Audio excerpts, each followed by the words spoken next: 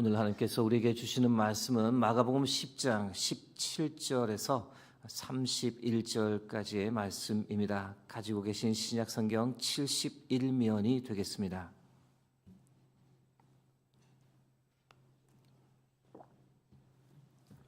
허락하신 말씀 교독하겠습니다.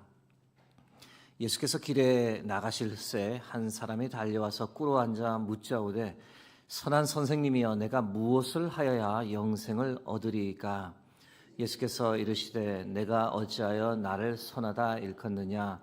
하나님 한 분 외에는 선한 이가 없느니라. 내가 계명을 안 하니 살인하지 말라, 간음하지 말라, 도둑질하지 말라, 거짓 증언하지 말라, 속여 빼앗지 말라, 내 부모를 공경하라 하였느니라. 자오되 선생님이여 이것은 내가 어려서부터 다 지켰나이다. 예수께서 그를 보시고 사랑하사 이르시되 내게 아직도 한 가지 부족한 것이 있으니 가서 내게 있는 것을 다 팔아 가난한 자들에게 주라. 그리하면 하늘에서 보화가 내게 있으리라. 그리고 와서 나를 따르라 하시니 예수께서 그를 보시고 사랑하사 이르시되 내게 아직도 한 가지 부족한 것이 있으니 가서 내게 있는 것을 다 팔아 가난한 자들에게 주라. 그리하면 하늘에서 보화가 내게 있으리라. 그리고 와서 나를 따르라 하시니 23절 보시겠습니다. 예수께서 둘러보시고 제자들에게 이르시되 재물이 있는 자는 하나님의 나라에 들어가기가 심히 어렵도다 하시니 제자들이 그 말씀에 놀라는지라. 예수께서 다시 대답하여 이르시되 애들아 하나님의 나라에 들어가기가 얼마나 어려운지 낙타가 바늘귀로 나가는 것이 부자가 하나님의 나라에 들어가는 것보다 쉬우니라 하시니 제자들이 매우 놀라 서로 말하되 그런즉 누가 구원을 얻을 수 있는가 하니 예수께서 그들을 보시며 이르시되 사람으로는 할 수 없으되 하나님으로는 그렇게 아니하니 하나님으로서는 다 하실 수 있느니라. 베드로가 여짜와 이르되 보소서 우리가 모든 것을 버리고 주를 따랐나이다. 예수께서 이르시되 내가 진실로 너에게 이르노니 나와 복음을 위하여 집이나 형제나 자매나 어머니나 아버지나 자식이나 전토를 벌인 자는 현세에 있어 집과 형제와 자매와 어머니와 자식과 전토를 100배나 받되 박해를 겸하여 받고 내세의 영생을 받지 못할 자가 없느니라. 31절 합독하겠습니다. 그러나 먼저 된 자로서 나중되고 나중된 자로서 먼저 될 자가 많으니. 아멘. 오늘은 무엇을 해야 영생을 얻을까요? 라는 제야의 말씀을 나누겠습니다. 17절 말씀입니다. 예수께서 길에 나가실새 한 사람이 달려와서 꿇어앉아 묻자오되 선한 선생님이여 내가 무엇을 하여야 영생을 얻으리까? 어느 마을에 계시다 이제 예루살렘으로 향하는 길을 나섰습니다. 근데 젊은 청년이 주님을 향해 막 달려오더니 무릎을 꿇고 질문을 던졌습니다. 선한 선생님, 제가 무엇을 해야 영생을 얻겠습니까? 이 장면만 머리에 떠올려 보시면 이 청년이 참 대단히 겸손하고 신앙이 좋은 사람이다라고 생각할 수 있습니다. 엄청난 부자입니다. 그런데 누구 앞에서 무릎을 꿇는다? 사람이 겸손하다는 겁니다. 여러분 아시는 대로 이제 부를 많이 가지게 되면 주로 거들먹거리지 않습니까? 가지지 못한 사람을 무시하게 됩니다. 그런데 예수님을 존중하며 선생님이라고 부르고 그 앞에서 무릎을 꿇는다? 대단한 사람입니다. 더해서 주님께 무엇을 물어봅니까? 선생님, 무엇을 해야 돈을 더 벌 수 있겠습니까? 라고 묻는 것이 아니라 영생을 어떻게 하면 얻을 수 있습니까? 영생에 대한 관심을 가질 정도로 신앙심도 참 깊은 사람이다라고 알 수 있습니다. 무엇을 해야 영생을 얻겠습니까? 라고 질문을 던지는 청년에게 예수님께서 어떻게 답하셨습니까? 예수님의 답변 몇 가지를 보겠습니다. 첫 번째는 계명을 지켜라. 19절에서 20절 말씀입니다. 내가 계명을 안 하니 살인하지 말라, 간음하지 말라, 도둑질하지 말라, 거짓 증언하지 말라, 속여 빼앗지 말라, 내 부모를 공경하라 하였느니라. 그가 여짜오되 선생님이여 이것은 내가 어려서부터 다 지켰나이다. 이 계명을 언급하시는 이유는 계명을 지키라는 예수님의 의도가 당연히 내포되어 있습니다. 예수님께서 지금 말씀하시는 계명 어떤 계명입니까? 10계명 중에서도 5번째에서 10번째에 해당되는 계명입니다. 10계명 중 이 5번째에서 10번째에 해당되는 계명의 특징이 무엇이냐? 모두 이 이웃과의 관계, 사람과의 관계를 나타내는 계명입니다. 10계명을 간단하게 이 두 그룹으로 나눌 수 있는데 설명을 드리면 1계명에서 4계명까지는 바로 하나님 사랑, 5계명에서 10계명은 이웃 사랑을 의미합니다. 예수님께서 지금 말씀하시는 계명은 5계명에서 10계명까지를 이야기하는데 이것을 이야기하자마자 청년이 어떻게 답변합니까? 사람과의 관계 계명은 제가 참 잘 지켰습니다. 철저히 지키며 살았고 어긴 적이 없습니다.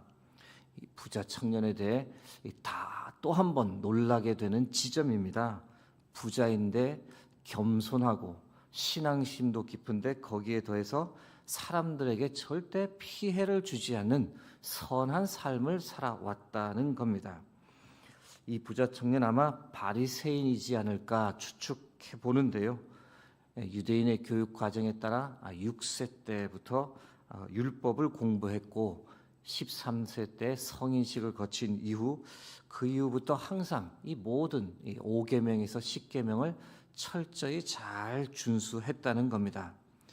부를 소유하면 사람을 얕잡아보고 함부로 대하게 되는데 이 청년 다른 사람에게 피해주는 삶을 살지 않기 위해 참 조심조심 살았던 인품이 남달랐던 사람입니다. 이 정도 되면 이 부자 청년이 어떤 사람이라는 것은 더 설명이 필요 없습니다. 그런데 여기서 청년의 대답을 듣고 이 청년을 정말로 사랑하는 마음으로 예수님께서 이 청년을 더 깊은 대화의 장으로 끌고 들어가십니다. 한 가지 딱 부족한 게 있는데 라며 청년에게 엄청나게 부담을 주는 권면을 던지십니다.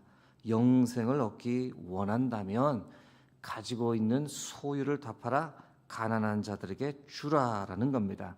무엇을 해야 영생을 얻을까요? 라는 질문에 이 청년에게 소유를 다 팔아 가난한 자들에게 주라. 21절 말씀입니다.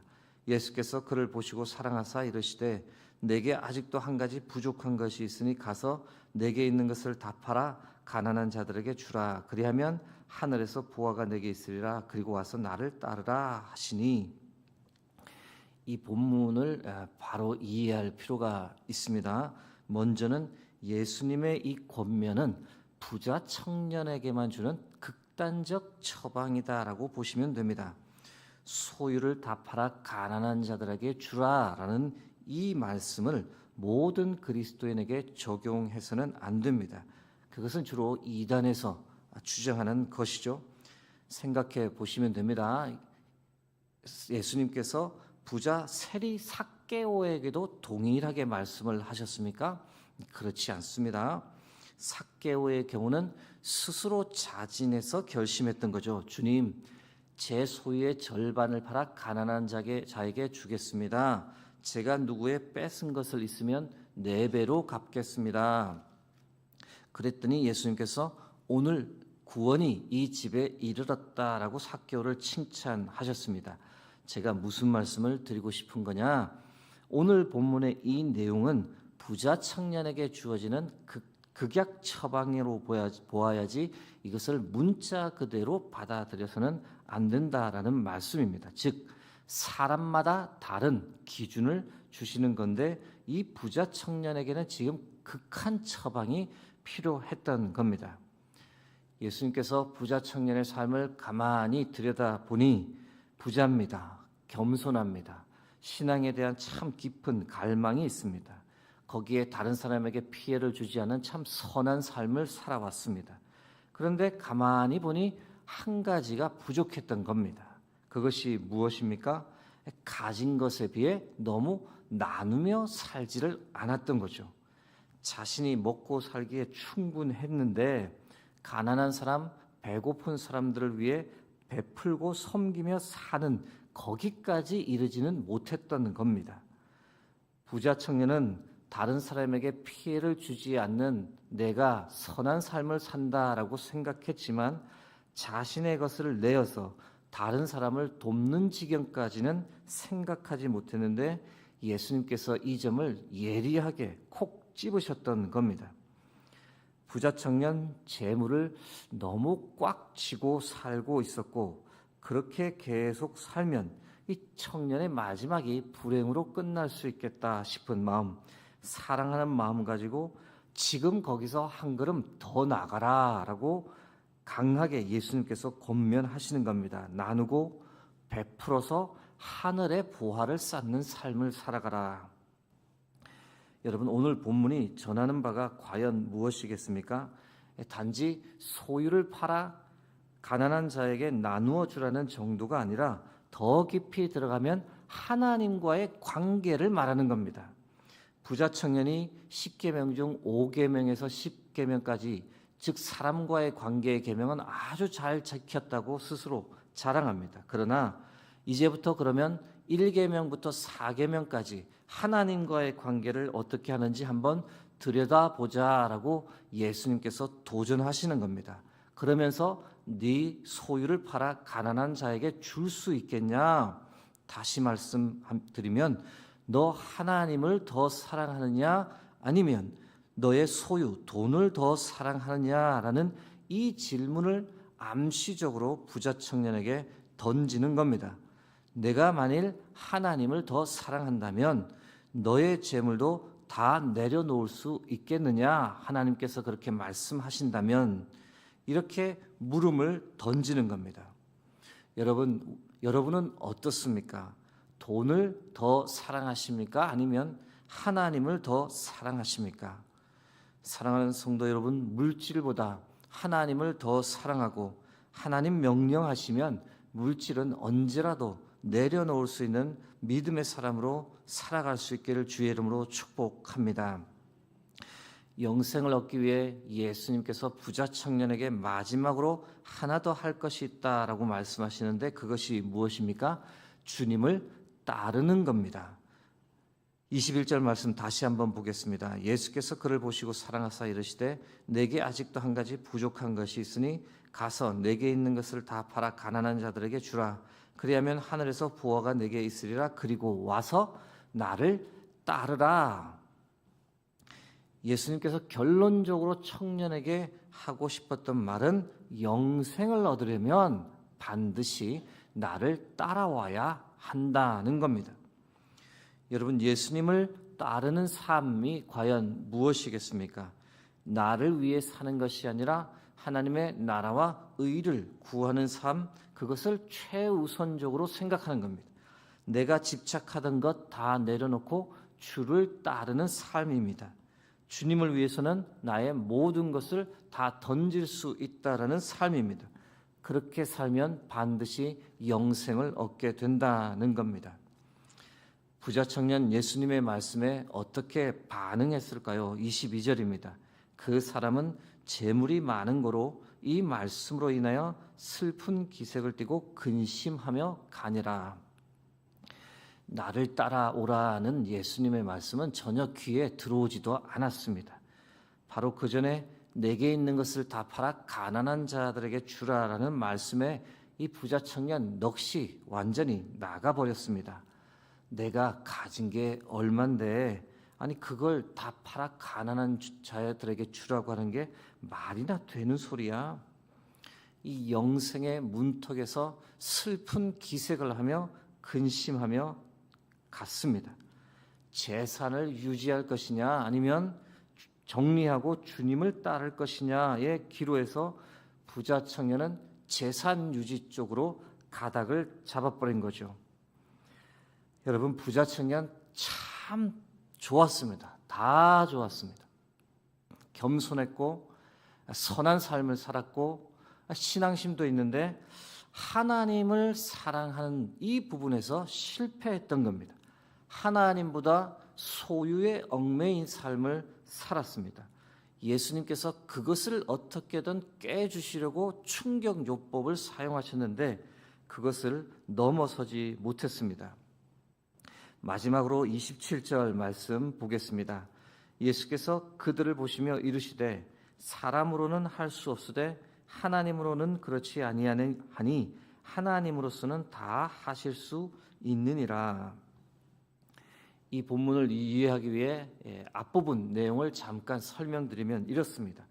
부자 청년이 근심하며 자리를 떠났고 예수님께서 갑자기 이 부자에 관해 말씀을 하십니다. 부자가 하나님 나라에 들어가는 것이 낙타가 바늘귀에 들어가는 것보다 힘들다. 그 말씀 듣고 제자들이 질문을 했던 거죠. 아니 그럼 부자들은 어떻게 구원을 받습니까? 부자가 구원을 받는 것은 불가능합니까? 라고 하니 예수님께서 27절 말씀을 하셨습니다. 그런데 이 27절 말씀 원문에서 벗어나지 않고 좀 새롭게 번역을 하면 어떻게 번역을 할 수 있느냐? 사람이 할 수는 없다. 그러나 부자가 하나님과 함께 한다면 모든 것이 가능하다. 이렇게 번역할 수 있습니다. 즉 하나님으로서는 다 하실 수 있다. 하나님께서는 하시니라는 의미보다는 물질의 소유와 관계없이 더 중요한 것은 하나님과 함께 하는 것이다. 하나님을 최우선적으로 삼는 것이다. 그것을 예수님께서 강조하시는 겁니다. 돈을 더 갈망하며 살 것이냐 아니면 하나님을 더 갈망하며 살 것이냐, 사라질 것에 집착하며 살 것이냐 아니면 영원한 것을 사모하며 살 것이냐, 이 땅의 행복을 추구하며 살 것이냐 아니면 하늘나라의 삶에 더 소망을 두고 살 것이냐, 예수님께서 이 말씀을 하시는 겁니다. 물질의 많고 적음이 중요한 것이 아니라 하나님과 함께 하느냐 아니냐가 더 핵심이라는 겁니다. 사랑하는 성도 여러분, 소유와 함께 하는 것이 아니라 하나님과 늘 함께하는 삶을 살아가실 수 있기를 주의 이름으로 축복합니다. 하나님을 무엇보다 더 사랑하고 하나님 말씀하시면 언제라도 모든 것을 포기할 수 있는 믿음이 있다면 그 믿음 가지고 오늘 하루도 우리가 승리하며 살아갈 줄로 믿습니다. 그 믿음 부여잡고 주의 이름 부르며 살아가는 복된 하루 되시길 주의 이름으로 축복합니다. 함께 기도하겠습니다. 오늘도 귀한 생명의 말씀을 우리에게 주심을 감사합니다. 주의 말씀을 통해 주의 뜻을 깨닫고 그 깨달음 삶 가운데서 그대로 살아갈 수 있도록 도와주옵소서. 오늘 하루도 그 무엇보다도 하나님을 더 가까이 하고 하나님과 함께하는 삶을 가장 소중하게 생각하는 저희들 될 수 있도록 도와주옵소서. 972번째 1점 번제 헌금을 올려드리는 손길이 있습니다. 하나님 은혜 위에 은혜를, 복 위에 복을 더하여 주옵소서. 모든 영광을 주께 올려드리며 존귀하신 예수 그리스도의 이름으로 기도드립니다. 아멘.